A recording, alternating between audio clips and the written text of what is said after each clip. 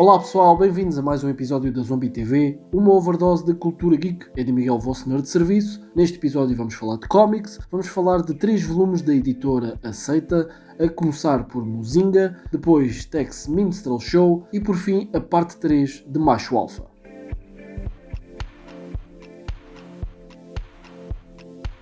André Diniz, um dos mais conceituados e premiados artistas brasileiros, com diversos títulos editados por vários países, apresenta-nos Muzinga, uma das suas criações mais antigas. O próprio autor nem sabe bem quando foi criada a personagem. Muzinga é brasileiro e por isso mesmo a edição de Aceita está de acordo com a sua língua original, ou seja, português do Brasil. Irrequieto e implicativo, cheio de conhecimento, Muzinga é uma personagem com mais de 200 anos, cujo único objetivo é aumentar esse conhecimento cultural e de dialetos já extintos pelo mundo. A jornada de Muzinga é mais que física, é algo mais existencial, pois ele pretende compreender a essência da humanidade e os fragmentos perdidos ao longo da história. Neste volume, André Diniz apresenta 2 histórias em que explora essas aventuras, em que cada uma tem mais de 90 páginas. Apesar do foco na preservação cultural de forma abstrata e poética, a história é cheia de momentos cómicos, ainda assim não vai agradar a todos os leitores. Não é tão marcante como outros trabalhos do artista, mas é uma história com significado. A arte é muito boa, provavelmente um dos melhores trabalhos de André Diniz. Mantendo-se fiel ao uso do preto e branco e com um traço minimalista, o tema do fantástico permite ao artista explorar o imaginário com diversas personagens e criaturas tão cativantes quanto o protagonista.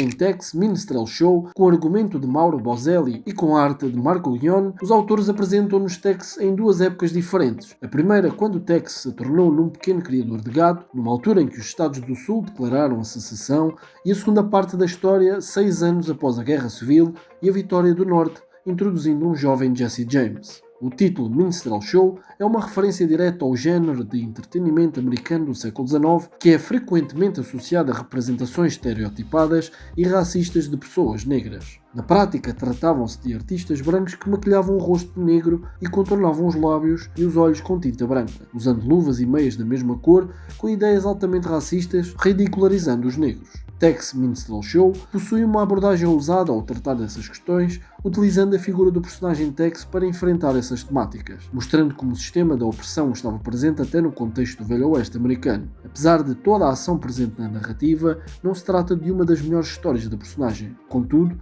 vale muito pela crítica social e pela primeira aparição de Jesse James na cronologia de Tex. A arte de Marco Guion nada fica atrás dos artistas dos volumes anteriores, com uma escolha de planos excelente quando explora a ação da história. A editora Aceita tem-se destacado por trazer conteúdos mais adultos e críticos, e Tex é uma das melhores apostas da editora.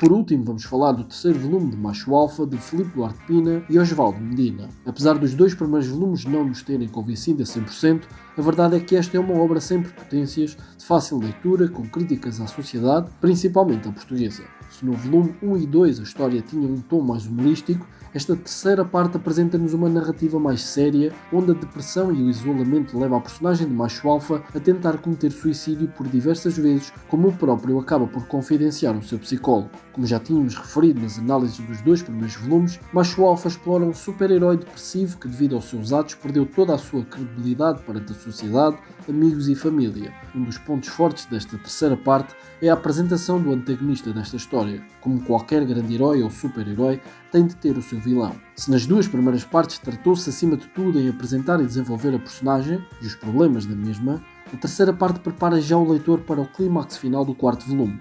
A própria cor da história parece ter acompanhado o tom mais sério, com uma ambiência mais sombria, sem cores tão vivas. Macho Alpha pode não agradar a todos, mas é de louvar o trabalho de Filipe Duarte Pina e Osvaldo Medina, com uma nova abordagem ao estereótipo de super-herói. O 3º volume surpreendeu-nos e esperamos que a conclusão não demore muito tempo a ser lançada.